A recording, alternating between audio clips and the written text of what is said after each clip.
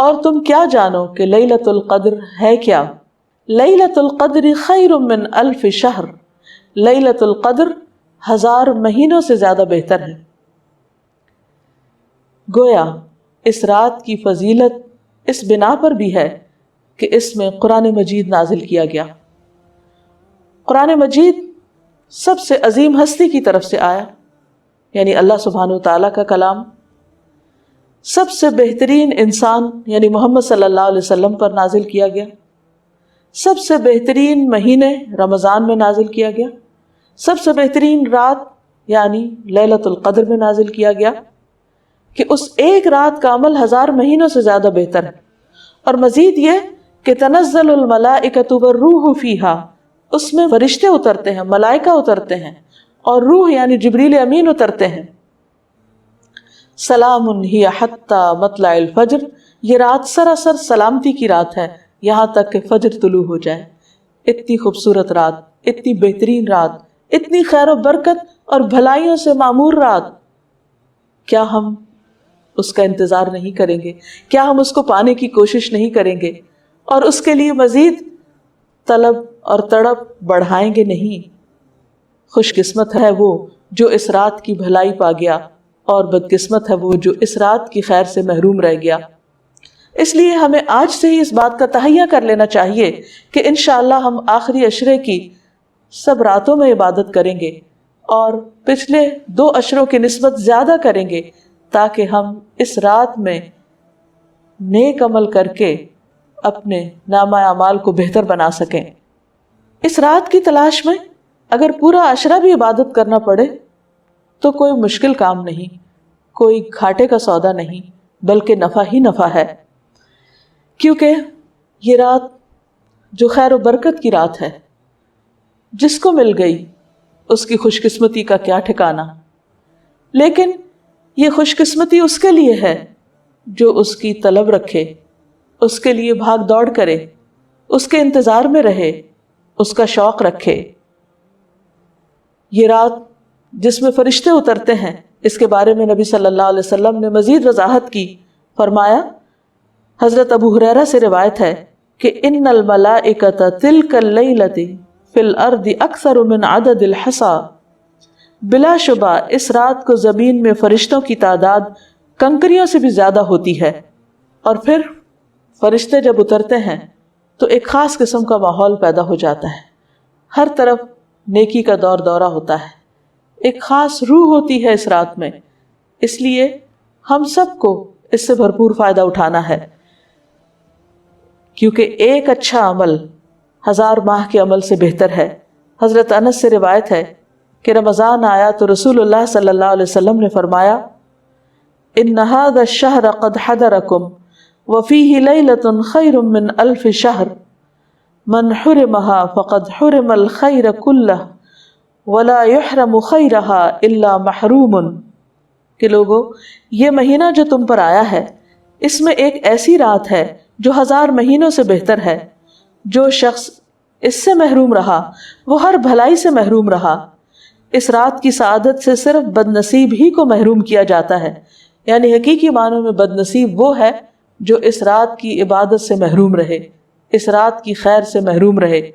لیلۃ القدر آخری عشرے کی کوئی بھی رات ہو سکتی ہے، لیکن نبی صلی اللہ علیہ وسلم نے خاص طور پر طاق راتوں میں اسے تلاش کرنے کا حکم دیا ہے۔ ابن عمر کہتے ہیں کہ رسول اللہ صلی اللہ علیہ وسلم نے فرمایا، التمسوها فی العشر الاواخر یعنی لیلۃ القدر فإن ضعف أحدكم أو عجز فلا يغلبن على السبع البواقی۔ صحیح مسلم کی اس روایت کا معنی ہے کہ رمضان کے آخری عشرے میں شب قدر تلاش کرو، پھر اگر تم میں سے کوئی کمزوری دکھائے یا عاجز ہو جائے تو آخری 7 راتوں میں سستی نہ کرے، یعنی نبی صلی اللہ علیہ وسلم نے اس کو اور شارٹ لسٹ کر دیا، پہلے 10 راتوں کا بتایا، پھر آخری 7 راتوں کی طرف توجہ دلائی۔ اس رات کا قیام گناہوں کی بخشش کا ذریعہ ہے۔ نبی صلی اللہ علیہ وسلم نے فرمایا، من قام لیلۃ القدر ایمانا واحتسابا غفر له ما تقدم من ذنبہ، جس نے لیلۃ القدر میں ایمان اور احتساب یعنی ثواب کی نیت سے قیام کیا، اس کے پچھلے تمام گناہ معاف کر دیے جائیں گے۔ اس سے یہ بات بھی پتہ چلتی ہے کہ اس رات کی سب سے افضل نیکی قیام کرنا ہے، یعنی اللہ تعالیٰ کے حضور کھڑے ہو کر زیادہ سے زیادہ قرآن مجید پڑھنا، یعنی نماز کی حالت میں، یا سننا ہے۔ اسی طرح اس رات میں شور ہنگامے، لڑائی جھگڑے، فضول اور لغو گفتگو سے بھی پرہیز کرنا چاہیے۔ عام طور پر ہوتا یہ ہے کہ جب لوگ مساجد میں اکٹھے ہوتے ہیں یا کچھ گھروں میں اکٹھے ہو کر اجتماعی طور پر قیام اللیل کا اہتمام کرتے ہیں تو پھر بعض اوقات تھکاوٹ ہونے کی صورت میں چائے کا دور چلتا ہے یا پھر گفتگو شروع ہو جاتی ہے، تو ہو سکتا ہے کہ وہی دعا کی قبولیت کا وقت ہو۔ اس لیے پوری رات میں انسان اپنے آپ پر خوب چیک رکھے، نظر رکھے کہ وہ عبادت کے سوا کسی اور چیز کی طرف دھیان نہ دے، اگر کوئی اور کر رہا تو اس کو بھی سمجھائے۔ اس سلسلے میں ایک حدیث ہے، عبادہ بن صامت سے مروی ہے کہ نبی صلی اللہ علیہ وسلم ہمیں شب قدر کی خبر دینے کے لیے تشریف لا رہے تھے کہ دو مسلمان آپس میں جھگڑا کرنے لگے۔ اس پر آپ صلی اللہ علیہ وسلم نے فرمایا، میں آیا تھا کہ تمہیں شب قدر بتا دوں، لیکن فلاں اور فلاں نے آپس میں جھگڑا کر لیا، پس اس کا علم اٹھا لیا گیا اور امید ہے کہ تمہارے حق میں یہی بہتر ہوگا۔ اس حدیث سے ہمیں دو باتیں پتہ چلتی ہیں۔ ایک تو یہ کہ مسلمانوں کا باہم لڑائی جھگڑا فتنہ فساد ان کو بہت سی خیر سے محروم کر دیتا ہے۔ ایک اور حدیث کے مطابق فساد اور باہمی تعلقات کی خرابی دین کو مونڈ دینے والی ہے، یعنی دین کا صفایا کر دیتی۔ وہاں کوئی ایمان اور تقوی اور خیر بھلائی باقی نہیں رہتی جہاں لوگوں کے درمیان باہم تعلقات اچھے نہیں ہوتے۔ اور یہاں ہم دیکھتے ہیں کہ نبی صلی اللہ علیہ وسلم اسپیسیفکلی یہ بتانے کے لیے آئے کہ کون سی رات لیلۃ القدر ہوگی تاکہ لوگ اس میں پوری طرح عبادت کر سکیں، لیکن لڑائی جھگڑے کی وجہ سے وہ علم آپ سے اٹھا لیا گیا۔ لیکن آپ نے یہ فرمایا کہ اسی میں بھلائی ہوگی۔ اس سے ہمیں ایک اور بات بھی پتہ چلتی، اور وہ یہ کہ نبی صلی اللہ علیہ وسلم انتہا درجے کی مثبت سوچ رکھتے تھے۔ وہ ہر اس موقع پر جہاں کوئی شخص پریشان ہو کر کام چھوڑ سکتا ہے یا ڈپریشن میں جا سکتا ہے، آپ اس موقع پر بھی ہمیشہ یہی بتاتے کہ اس میں بھی بھلائی ہے، اس میں بھی خیر ہے، اور ہم اگر غور کریں تو خیر نظر بھی آتی ہے۔ وہ یہ کہ اگر ہمیں یہ پتا ہوتا کہ فلاں ایک رات لیلۃ القدر ہے، مثلاً بعض لوگ جیسے کہتے ہیں 27ویں کی رات یا کوئی اور رات، تو پھر ہم صرف عبادت اسی رات میں کرتے۔ اب چونکہ پتہ نہیں کہ کون سی رات ہے، تو اس ایک رات کو تلاش کرنے کے لیے ہم اور بھی بہت سی راتوں میں عبادت کر لیتے ہیں، جو یقینی طور پر ثواب اور اجر کا کام ہے۔ لیلۃ القدر اگرچہ یہ نہیں پتہ چلتا کہ کون سی رات ہے، لیکن اس کی کچھ علامات ہمیں بتائی گئی ہیں۔ وہ علامات کیا ہیں؟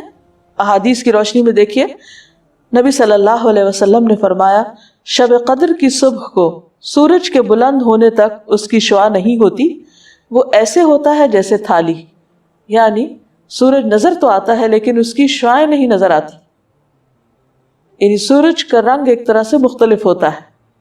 ایک اور روایت میں آتا ہے، حضرت ابو ہریرہ سے روایت ہے کہ ہم نے رسول اللہ صلی اللہ علیہ وسلم کے پاس شب قدر کا ذکر کیا تو آپ نے فرمایا، تم میں سے کون اسے یاد رکھتا ہے؟ اس میں جب چاند نکلتا ہے تو ایسا ہوتا ہے جیسے بڑے تھال کا کنارہ، یعنی اس کو بھی آپ نے تھال سے تشبیہ دی، لیکن کنارہ اس لیے کہ آخری راتوں میں چاند پورا نہیں رہتا، ایک کنارے کی طرح رہ جاتا ہے۔ اسی طرح ابن عباس سے مروی ہے کہ رسول اللہ صلی اللہ علیہ وسلم نے فرمایا، شب قدر آسان اور معتدل رات ہے جس میں نہ گرمی ہوتی ہے اور نہ سردی۔ اس صبح کا سورج اس طرح طلوع ہوتا ہے کہ اس کی سرخی مدھم ہوتی ہے، یعنی سورج کی ایک نشانی بتائی گئی، لیکن ظاہر ہے کہ وہ تو جب رات گزر جاتی ہے پھر ہی نظر آتا ہے۔ اس لیے اس پر نہیں رہنا چاہیے کہ فلاں رات تھی یا فلاں رات تھی، توجہ اس پہ رہنی چاہیے کہ ہمیں ہر رات سے کس طرح فائدہ اٹھانا ہے۔ اے وہ ذات جو تعریف اور بزرگی کے لائق ہے، جو تو عطا فرمائے اسے کوئی روکنے والا نہیں، اور جو تو روک دے اسے کوئی دینے والا نہیں، اور کسی صاحب حیثیت کو اس کی حیثیت تیرے ہاں کوئی فائدہ نہیں دے سکتی۔ اللہ سبحانہ تعالیٰ کی حمد و ثنا کے ساتھ دعا کا آغاز کرنا چاہیے، اور اللہ سبحانہ تعالیٰ کی کتنی حمد کرے؟ اتنی حمد کہ جس کو نہ گنا جا سکتا ہو اور نہ شمار کیا جا سکتا ہو۔ اللہ سبحانہ تعالیٰ ہی حمد کا، ثنا کا، تسبیح کا، تعریف کا، ذکر کا، بزرگی اور عظمت کا مستحق ہے۔ اور ثنا کا مطلب ہوتا ہے خوبصورتی کے ساتھ کسی کی تعریف کرنا، مدح کرنا، کسی کو خوبصورتی کے ساتھ متصف کرنا، اس کے اچھے اوصاف بیان کرنا. اور مجد کہتے ہیں عظمت اور انتہا درجے کا شرف. تو اللہ سبحانہ تعالی جب کسی کو انعام دینے کا، کچھ عطیہ دینے کا ارادہ کر لیتا ہے تو اس کی مہربانی اور اس کے فضل اور اس کی رحمت کو کوئی روک نہیں سکتا. اور اگر وہ کسی سے اپنی نعمتیں روک لے تو پھر کوئی اور دے نہیں سکتا. ما یفتح اللہ للناس من رحمت فلا ممسک لها وما یمسک فلا مرسل له من بعدہ. اللہ جو رحمت لوگوں کے لیے کھول دے تو اسے کوئی بند کرنے والا نہیں، اور جس کو وہ بند کر دے تو اس کے بعد اسے کوئی بھیجنے والا نہیں.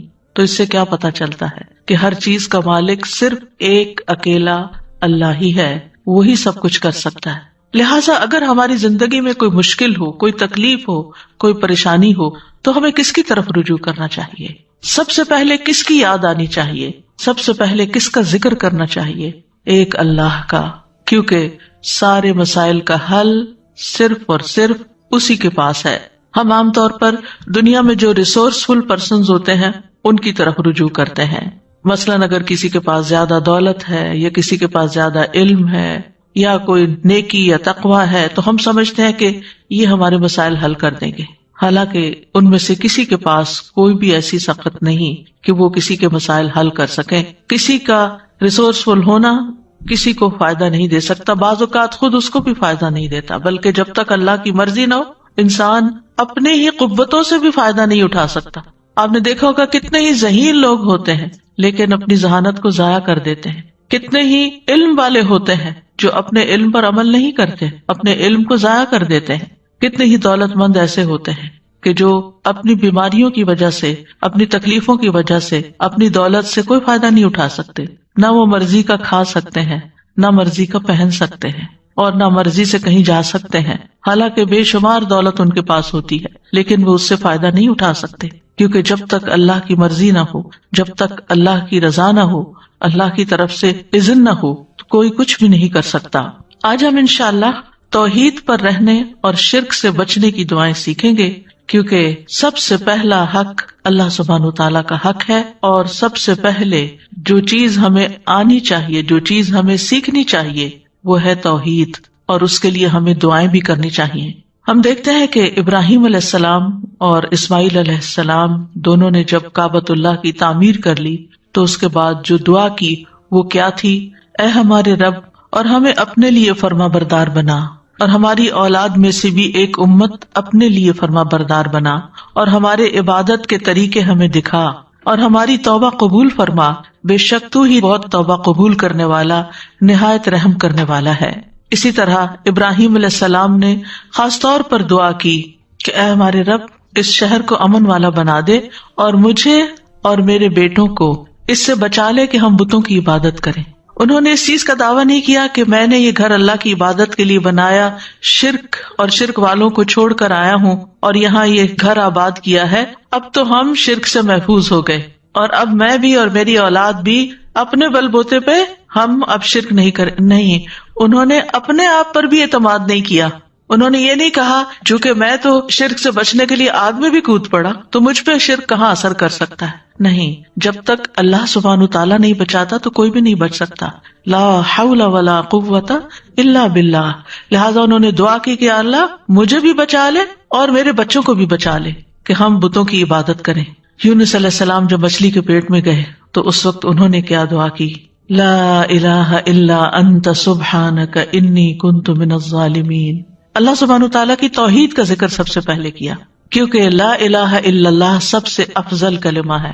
لا الہ الا اللہ نجات کی کنجی ہے، جنت کی کنجی ہے. جس طرح نماز کی کنجی طہارت ہے، حج کی مفتاح یا حج کی کنجی جو ہے وہ احرام ہے، تو اسی طرح جنت میں جانے کے لیے لا الہ الا اللہ چاہیے. یہ سب سے افضل کلام ہے، اور اس لا الہ الا اللہ کا سیکھنا ہر ایک پر واجب ہے. یونس علیہ السلام نے کہا لا الہ الا انت سبحانک انی کنت من الظالمین، کہ تیرے سوا کوئی الہ نہیں، تو پاک ہے، بے شک میں ہی ظالموں میں سے ہوں. اور پھر وہ کلمہ جو تمام انبیاء نے حج کے موقع پر عرفہ میں پڑھا، وہ سب سے بہترین کلمہ جس کو قرار دیا گیا وہ ہے لا الہ الا اللہ وحدہ لا شریک لہ، لہ الملک و لہ الحمد وہو علی کل شیء قدیر. کہ اللہ کے سوا کوئی معبود نہیں، وہ اکیلا ہے، ساری بادشاہت اسی کی ہے اور ساری تعریف بھی اسی کی ہے، اور وہ ہر چیز پر قادر ہے۔ جہاں ہمیں اپنی توحید کو خالص کرنے کے لیے ان کلمات کا ذکر کرنا چاہیے، وہاں دوسری طرف کفر اور شرک اور نفاق سے بچنے کی دعائیں بھی کرنی چاہیے۔ اللہم انی اعوذ بک من الکفر والفقر، اللہم انی اعوذ بک من عذاب القبر، لا الہ الا انت۔ اے اللہ میں کفر سے اور فقر سے تیری پناہ میں آتا ہوں، اے اللہ میں عذاب قبر سے تیری پناہ میں آتا ہوں، تیرے سوا کوئی معبود نہیں۔ اللہ اللہ ربی لا اشرک بہ شیئا، اللہ اللہ ہی میرا رب ہے، میں اس کے ساتھ کسی چیز کو شریک نہیں کرتا۔ اور پھر اللہم انی اعوذ بک ان اشرک بک وانا اعلم واستغفرک لما لا اعلم۔ اے اللہ میں تیری پناہ میں آتا ہوں اس بات سے کہ میں جان بوجھ کر تیرے ساتھ کسی کو شریک کروں، اور جو میں نہیں جانتا ہوں اس کے لیے تجھ سے مغفرت طلب کرتا ہوں۔ اور اسی طرح اللہم لک اسلمت وبک آمنت وعلیک توکلت والیک انبت وبک خاصمت، اللہم انی اعوذ بعزتک لا الہ الا انت ان تضلنی، انت الحی الذی لا یموت والجن والانس یموتون۔ اے اللہ میں نے تیری فرما برداری کی، میں تجھ پر ایمان لایا، تجھ پر توکل کیا، تیری طرف رجوع کیا، تیری ہی مدد سے لڑا۔ اے اللہ میں تیری عزت کے ذریعے اس بات سے پناہ مانگتا ہوں کہ تو مجھے گمراہ کرے، یعنی اللہ سبحانہ تعالیٰ کی توحید کا اقرار کرتے کرتے دعا کیا مانگی کہ تو مجھے گمراہ نہ کرنا، کیونکہ ہدایت تو صرف اللہ کے ہاتھ میں ہے، تیرے سوا کوئی معبود نہیں، تو زندہ ہے جس کو کبھی موت نہیں آئے گی، اور جن و انس سب کے سب مر جائیں گے۔ تو یہاں پر آپ دیکھیے کہ ایک طرف ہمیں توحید خالص حاصل کرنے کی دعائیں کرنی ہے اور اس کا اقرار کرنا ہے اور اظہار کرنا ہے۔ اگر آپ کو یاد ہو جو دعا کے میں نے ابتدائی لیکچرز دیے تھے تو اس میں نے دعا کی 3 قسمیں بتائی تھی، اور اس میں سب سے پہلی قسم دعا کی کیا تھی؟ توحید کا اقرار، لا الہ الا اللہ، یعنی لا الہ الا اللہ کا اگر آپ تکرار کر رہے ہیں، صرف اپنی توحید کا اظہار کر رہے ہیں، تو یہ سب سے بڑی دعا ہے، یہی دعا ہے، کیونکہ آپ اللہ سبحانہ تعالیٰ پر ہی انحصار کر رہے ہیں، اپنا سب کچھ اسی کے سپرد کر رہے ہیں۔ انسان دعا کب کرتا ہے؟ جب اس کی کوئی ضرورت ہوتی ہے، جب اس کو کوئی پریشانی ہوتی ہے، جب اس پر کوئی غم ہوتا ہے، جب وہ کسی بیماری کا شکار ہو جاتا ہے، جب اس کو کوئی مالی معاملات پیش آ رہے ہوتے ہیں جو مشکل ہو جاتے ہیں، تو ایسے اوقات میں ہم اللہ سے دعا کرتے ہیں۔ کیوں کرتے ہیں؟ کہ اللہ تعالیٰ اس مشکل کو دور کر سکتا ہے۔ اور جب ہم صرف اللہ تعالیٰ کی توحید بیان کرتے ہیں کہ اور کوئی الہ ہے ہی نہیں، اور کوئی مددگار ہی نہیں، اور کوئی کارساز ہی نہیں، اور کوئی دکھ دور کرنے والا ہی نہیں، اور کوئی مشکل سے نکالنے والا ہی نہیں، تو دراصل ہم اس بات کا اقرار کر رہے ہوتے ہیں۔ اور رنج و غم سے نکلنے کی دعا کیا بتائی گئی؟ اللہ اللہ ربی لا اشرک بہ شیئا۔ اس میں مانگا تو کچھ نہیں، صرف ہم یہ کہہ رہے ہیں کہ اللہ میرا رب ہے اور میں اس کے ساتھ کسی کو بھی شریک نہیں کرتا، اپنی توحید کو خالص کر رہے ہیں، کیونکہ آپ اس بات کا زبان حال سے اقرار کر رہے ہیں کہ آپ کی یہ بے بسی، لاچارگی، تکلیف، پریشانی صرف ایک اللہ ہی دور کر سکتا ہے۔ اور جتنا زیادہ آپ اپنی توحید کو خالص کرتے چلے جاتے ہیں، اتنا ہی آپ اللہ کو راضی کرتے چلے جاتے ہیں، کیونکہ اللہ سبحانہ وتعالیٰ کو سب سے زیادہ جو چیز ناراض کرتی ہے وہ شرک ہے۔ شرک کیا ہے؟ ظلم عظیم ہے۔ اللہ سبحانہ وتعالیٰ سب چیزیں معاف کر دے گا لیکن شرک کو معاف نہیں کرے گا۔ تو پھر جب ہم لا الہ الا اللہ لا الہ الا اللہ لا الہ الا اللہ پڑھتے چلے جاتے تو دراصل کس چیز کی نفی کر رہے ہوتے ہیں؟ شرک کی نفی کر رہے ہوتے ہیں، کیونکہ اس میں ایک طرف لا الہ ہے کہ کوئی بھی الہ نہیں، میرے نزدیک کوئی بھی بڑا نہیں تجھ سے، کوئی بھی معبود نہیں، کوئی بھی عبادت کے لائق نہیں، کوئی بھی حاجت روا نہیں، کوئی بھی مشکل کشا نہیں، الا اللہ، سوائے اللہ کے۔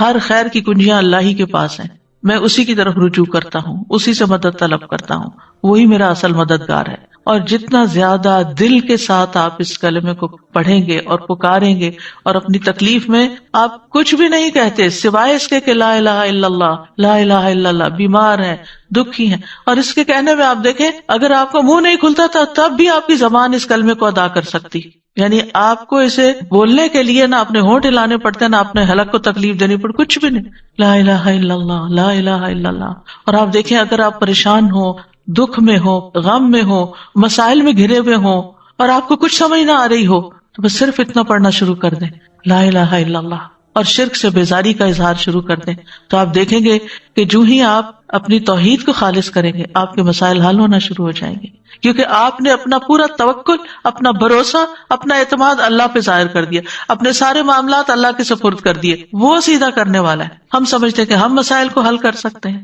ہم الجھے ہوئے دھاگے سلجھا سکتے ہیں، نہیں، صرف اللہ ہی کر سکتا ہے، اور اس کے لیے علم ہونا بھی ضروری ہے، اس پر ایمان اور اعتماد ہونا بھی ضروری ہے، اس پر یقین ہونا ضروری ہے، اور اس کا پھر زبان سے اظہار اور اقرار بھی ضروری ہے۔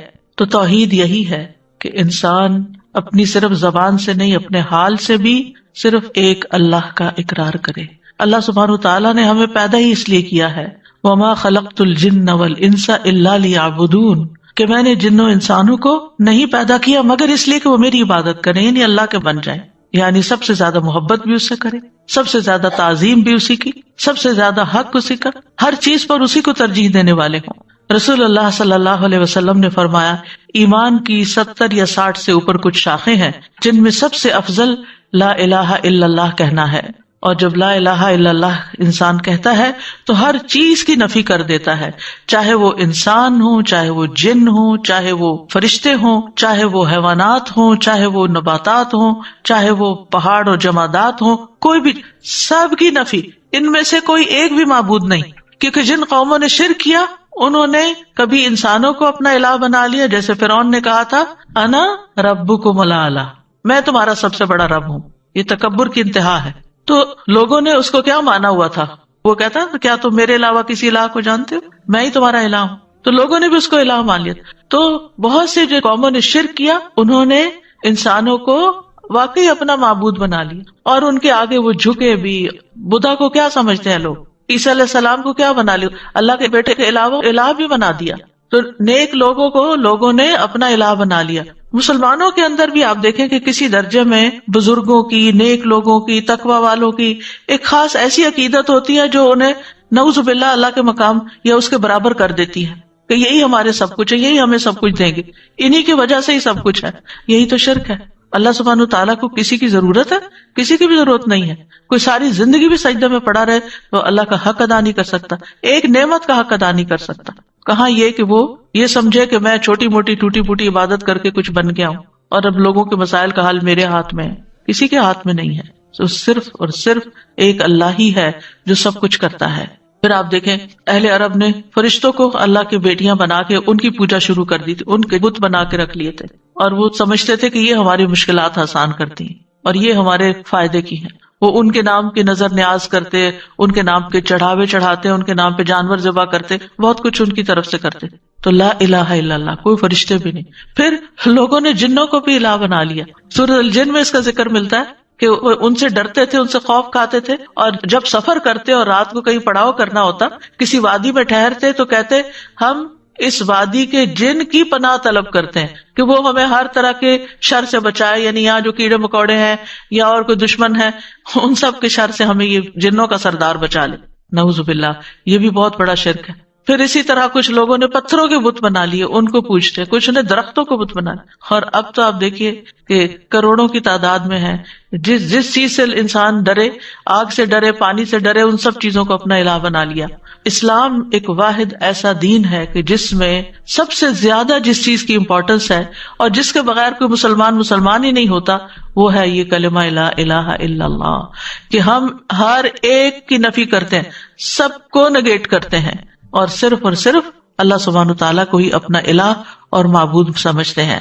اور پھر توحید کا جو لفظ ہے یہ وحد یوحد سے ہے، جس کا معنی ہوتا ہے کسی چیز کو ایک بنانا۔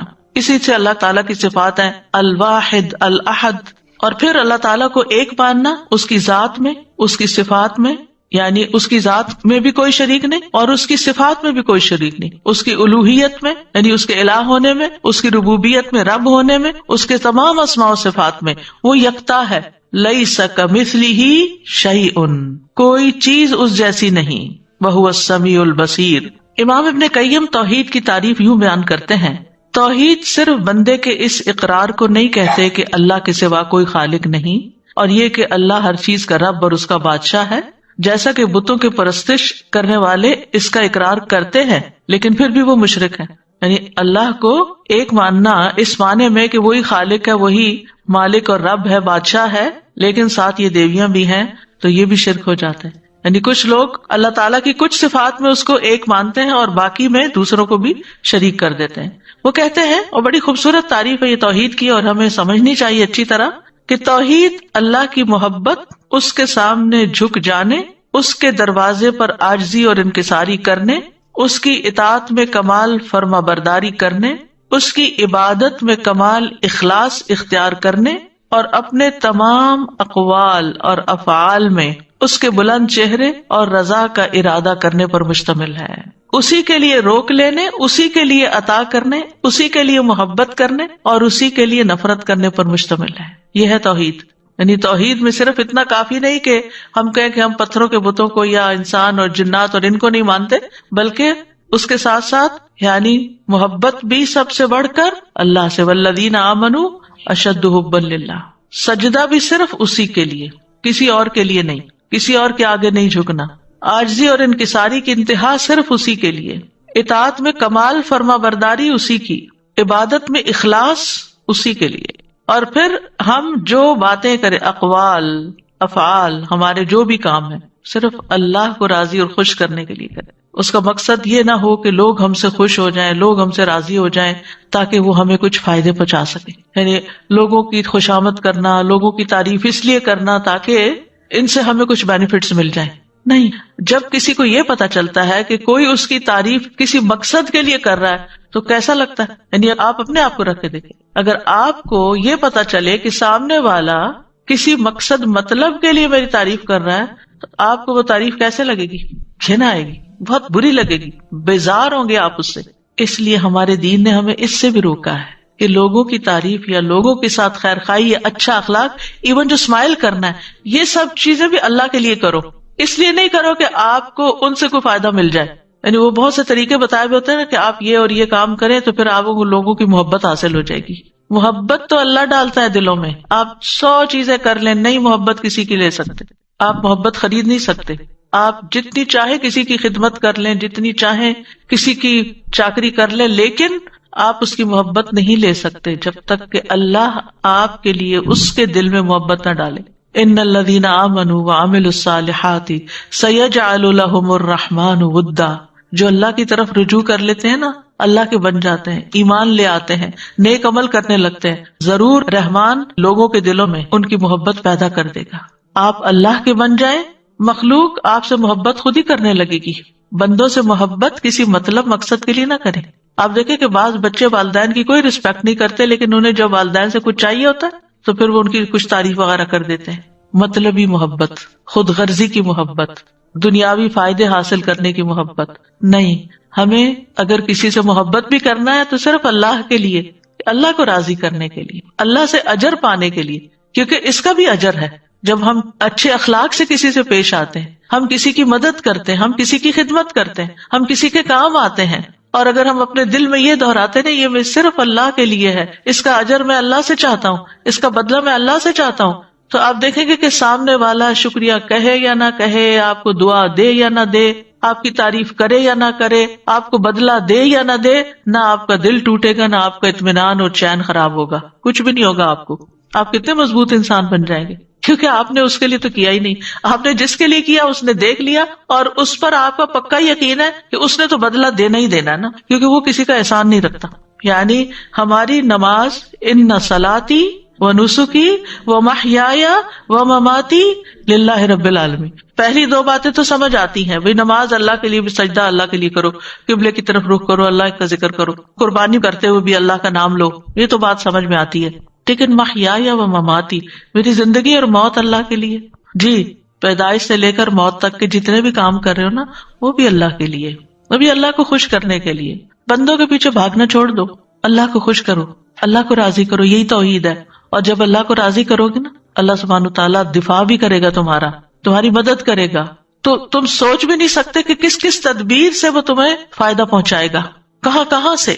یعنی بعض اوقات ہم کسی چیز کے ضرورت مند ہوتے ہیں، ویسے کوئی بیماری آ گئی ہے، کوئی مصیبت اور تکلیف آ گئی ہے، ہم اس کے لیے دعائیں کر رہے ہوتے ہیں، پھر ہمیں شفا ہو جاتی ہے، ہم سوچتے ہیں یہ ہم نے دعائیں کی تھی نا، وہ میری دعا قبول ہو گئی، پھر اپنے کو کریڈٹ دے رہے ہوتے ہیں میری دعا سے، آپ کی دعا سے یہ ہوا. یہ کتنا عام جملہ ہے، آپ کی دعا سے یہ فلاں کام ہو گیا.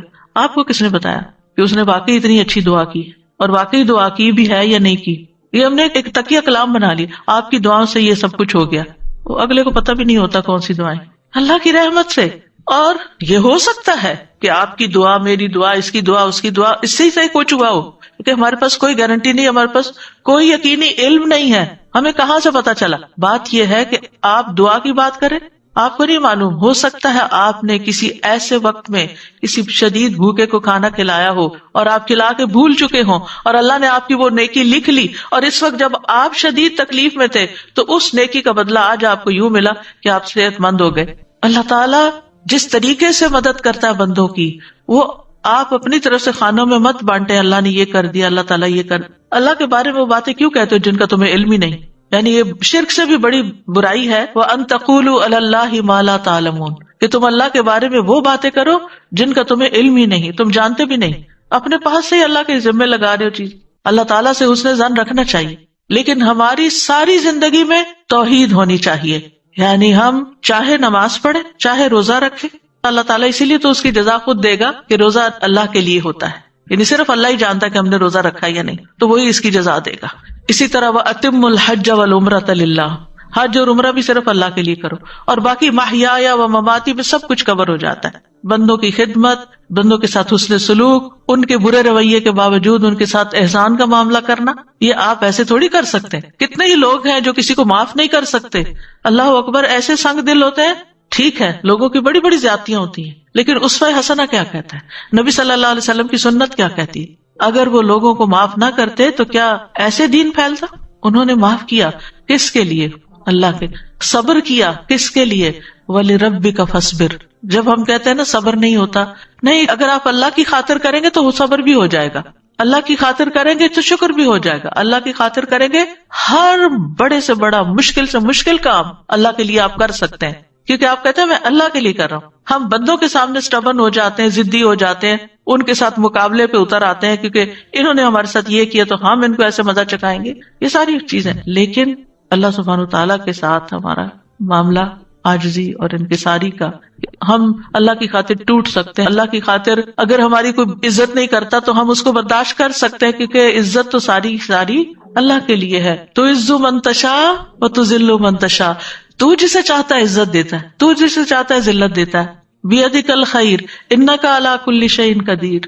تو اس لیے چھوٹے سے چھوٹا کام، کسی سے سلام کرنا، ہاتھ ملانا، اسمائل کرنا، گلے لگانا، کسی کی کو مدد کرنا، خدمت کرنا، کسی کے کام آنا، کسی کو کوئی مشورہ دینا، کسی کا غم بانٹ لینا، کسی وحشت زدہ دل کو انس فراہم کرنا، کسی کے سوال کا جواب دے دینا، کسی کو کوئی مشورہ دے کے اس کی مدد کر دینا، کسی کی کو مالی مدد کر دینا، کسی کو کھلا دینا، پلا دینا، کچھ بھی ہو صرف اللہ کے لیے. محیایا و مماتی، شروع سے لے کے آخر صرف اللہ کے لیے. انما نطعمکم لوجہ اللہ لا نرید منکم جزاء ولا شکورا. ہمیں آپ سے بدلہ بھی نہیں چاہیے اس کے عوض، اور شکریہ بھی نہیں چاہیے. بات ہی ختم ہو گئی، کتنے جھنجٹ ختم ہو گئے، کیونکہ ہم اسی شش و پنج میں پڑے رہتے ہیں، فلاں نے ہمارے ساتھ یہ احسان کیا تو اب ہمیں کیا کر. لوگ احسان کو بھی ایک بوجھ لے کے بیٹھ جاتے ہیں، اور زندگی میں لوگوں کو ہی پلیز کرتے کرتے زندگی بیت جاتی ہے. اگر ہر شخص کے اندر یہ توحید آ جائے، یہ اخلاص آ جائے کہ جو کرنا ہے اللہ کے لیے کرنا ہے، اور اس کا صلہ اور اس کا بدلہ اور اس کا اجر اللہ سے توقع رکھنی ہے، تو آپ جب اللہ کے لیے سب کچھ کریں گے تو آپ کے نیک اعمال میں تیزی آ جائے گی، کیونکہ آپ بہت سارے بوجھ سے نکل جائیں گے. اللہ تعالیٰ سے کنیکشن ہو جائے گا، آپ کو پرواہ نہیں رہے گی لوگوں کی کہ لوگ آپ سے خوش ہیں یا ناراض ہیں.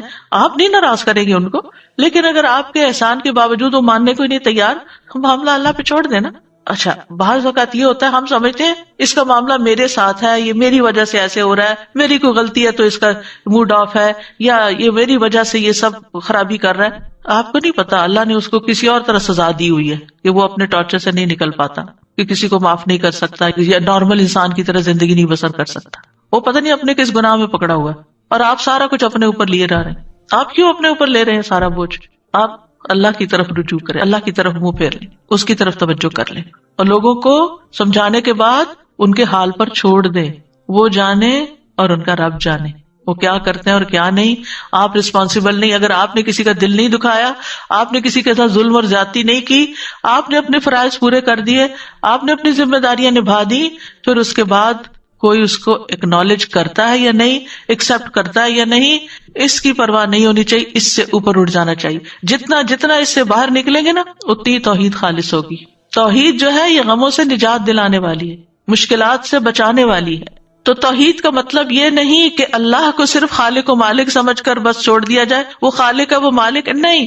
زندگی کے ہر لمحے لمحے میں اللہ کے ساتھ تعلق، ہر چیز اللہ کے لیے، ساری فرما برداری اسی کی، ہر قول ہر فعل اس کی رضا کی خاطر، اسی کے لیے روک لینا، کیونکہ بعض اوقات روکنا بھی پڑتا ہے کسی چیز کو، اور اسی کے لیے دینا کسی کو، اسی کے لیے محبت اور اسی کے لیے نفرت. توحید کے جو کچھ اور نام رکھے گئے ہیں نا، کتابوں میں ملتے ہیں، اس لیے ان کی تھوڑی سی وضاحت کر دیتی ہوں کہ ذرا مشکل ٹرمز ہوتی ہیں تو مطلب کیا ہے ان کا. ایک ہوتی ہے توحید الوہیت. الوہیت کا لفظ الہ سے نکلا ہے. اس کا مطلب یہ ہوتا ہے کہ اللہ کی ایسی عبادت کی جائے جس میں محبت اور تعظیم ہو. ولیہ کا مطلب ہوتا ہے یعنی کسی سے محبت کرنا نا، تو محبت اور تعظیم کے ساتھ عبادت کی جائے.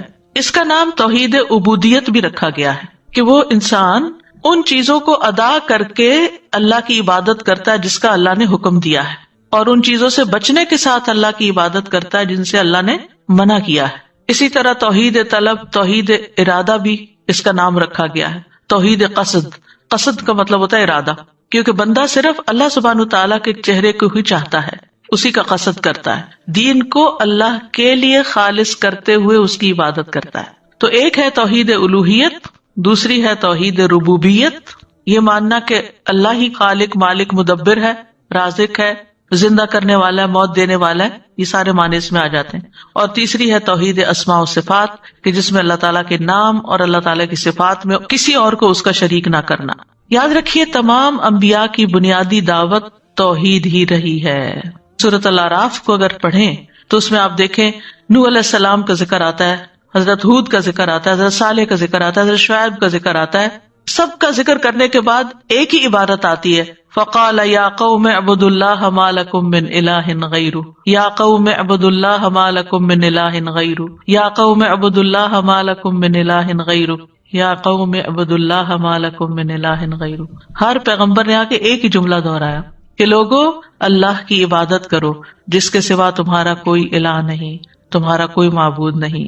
نبی صلی اللہ علیہ وسلم نے اپنی تبلیغ کا آغاز کس سے کیا تھا؟ لا الہ الا اللہ سے کیا تھا. یا ایھا الناس قولوا لا الہ الا اللہ تفلحوا، اے لوگو لا الہ الا اللہ کہو فلاح پا جاؤ گے. لا الہ الا اللہ دراصل انسان کو ہر چیز کی غلامی سے، سلیوری سے نجات دلا کے صرف اللہ کا بناتا ہے. یعنی جب آپ بندوں سے خوف کھاتے رہتے ہیں نا تو آپ بندوں کے غلام ہوتے ہیں. جب آپ کسی بندے سے اتنی محبت کرتے ہیں جیسے اللہ سے کرنی چاہیے تو آپ اس کے غلام بن جاتے ہیں. اس کی خوشی میں آپ کی خوشی ہے، اس کی ناراضگی میں آپ کی ناراضگی ہے. یہ غلامی نہیں تو اور کیا ہے.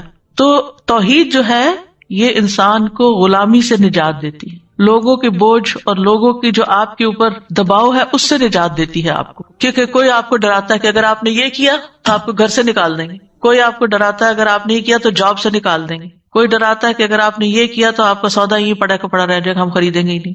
مختلف طرح کی دھمکیاں. جب انسان یہ سمجھتا ہے میرا رازق تو اللہ ہے.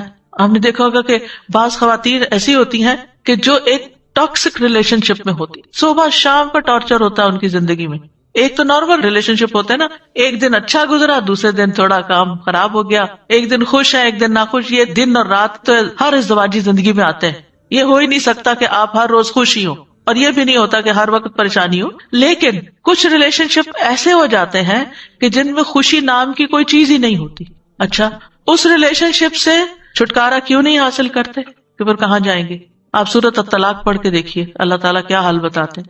سیجعل اللہ بعد عسر یسرا، اللہ تنگی کے بعد آسانی بھی پیدا کر دے گا. لیکن کیوں اپنے آپ کو قتل کرتے ہو، کیوں اپنے آپ کو یعنی مصیبت میں ڈالا ہوا ہے.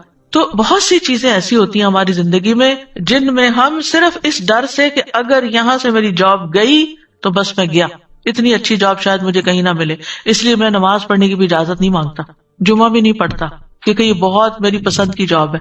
نہیں، آپ کو اپنے رب کے پاس بھی واپس جانا ہے اور وہاں پہلا سوال نمازی کا ہونا ہے. تو اس لیے آپ کو وہ بھی سوچ کے رکھنا ہے رازق کون ہے، آپ کا امپلائر نہیں ہے، اللہ رازق ہے، اللہ کی زمین وسیع ہے. کیا جب آپ پیدا ہوئے تھے تو آپ کو پتا تھا کہ آپ کینیڈا میں آ کے یہاں کا پانی پیئیں گے اور یہاں کا رزق کھائیں گے؟ کس نے آپ کی قسمت میں یہ لکھا ہوا تھا؟ اللہ نے لکھا ہوا تھا. ٹھیک ہے، اسباب انسان اختیار کرتا ہے، لیکن اصل تو پلاننگ اللہ کی ہوتی ہے کہ کس کو کہاں سے رزق دینا ہے، کیونکہ یہ ذمہ اس نے لیا ہوا ہے اپنے اوپر. لیکن ہم انہی چیزوں کے اندر پریشان رہتے ہیں. ٹھیک ہے، پریشانی اپنی جگہ ہوتی ہے، میں نہیں کہتی کہ پریشانی نہیں ہوتی یا بالکل پریشان نہیں ہونا چاہیے، یہ بھی اللہ کی طرف سے ایک انسان کے اوپر کیفیت آتی ہے. لیکن مقصد یہ ہے کہ انسان کسی بھی دنیاوی نقصان سے بچنے کے لیے اللہ کی عبادت اور اللہ کے ساتھ تعلق کو قربان نہ کرے. اپنی عبادت اور اپنی اطاعت اور اپنی فرما برداری اور اپنے خلوص اور اپنی وفاداری کا ثبوت دے کہ اللہ تو ہی میرا سب کچھ ہے. اسلام کی پہلی بنیاد ہی توحید ہے. اگر توحید نہیں، کسی نے لا الہ الا اللہ نہیں پڑھا، وہ نماز بھی پڑھا، وہ روزے بھی رکھے. آپ نے دیکھا ہوگا کچھ نان مسلم اپنے کولیگز کے ساتھ مل کے ان کو خوش کرنے کے لیے وہ بھی روزے رکھنے لگ جاتے ہیں. آپ کو تو پورے روزے کا ثواب مل گیا، لیکن ان کو کچھ بھی نہیں ملا اس بھوک پیاس سے، کیونکہ وہ اللہ کے لیے نہیں تھا، وہ فرینڈ کے لیے تھا. تو ان کو بتانا چاہیے کہ یہ اللہ کے لیے کر لو، صرف ایک اللہ کے لیے لا الہ الا اللہ پڑھ لو. کتنا زبردست موقع ہے یہ دعویٰ دینے کا.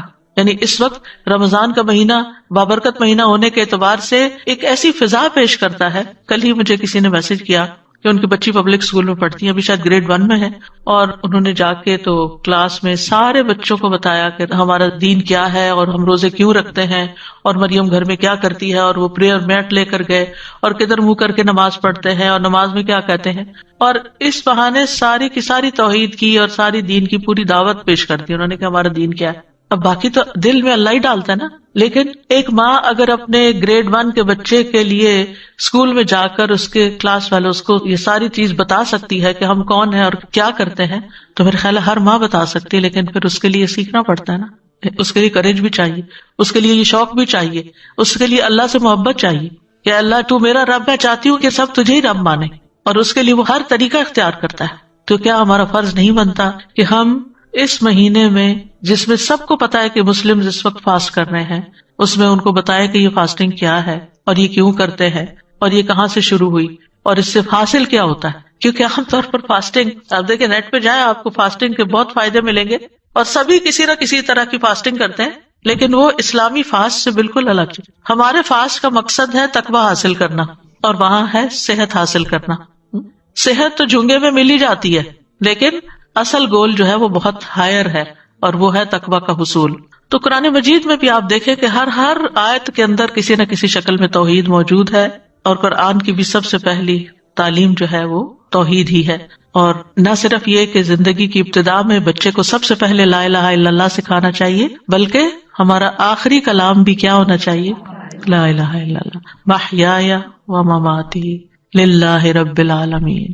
حدیث میں آتا ہے جس کی آخری بات لا الہ الا اللہ ہو وہ جنت میں داخل ہوگا، کیونکہ جنت کی کنجی ہے، یہ جنت اسی سے کھلے گی. اور اگر سارے کام کوئی کرتا ہے لیکن لا الہ الا اللہ نہیں پڑھتا تو اس کے کوئی بھی عمل قبول نہیں. اب اس توحید کے کچھ تقاضے ہیں. وہ تقاضے کیا ہے؟ سب سے پہلے یہ کہ اللہ کو پہچانے کہ وہ ہے کون جس کو ہم اپنا معبود بنائے ہوئے ہیں.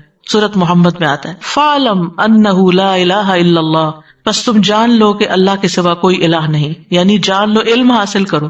تو یاد رکھیے توحید کا علم حاصل کرنا ہر انسان پر فرض عین ہے، ہر ایک پر، خواہ کوئی بھی ہو، مرد ہو، عورت ہو، بچے ہو، بوڑھے ہو، جوان ہو، ہر رنگ نسل، سب کے لیے یہ علم حاصل کرنا فرض ہے. وہ نا طلب العلم فریضۃ، وہ کون سا علم ہے جس کا سیکھنا فرض ہے؟ وہ توحید کا علم ہے، عبادات کا علم ہے.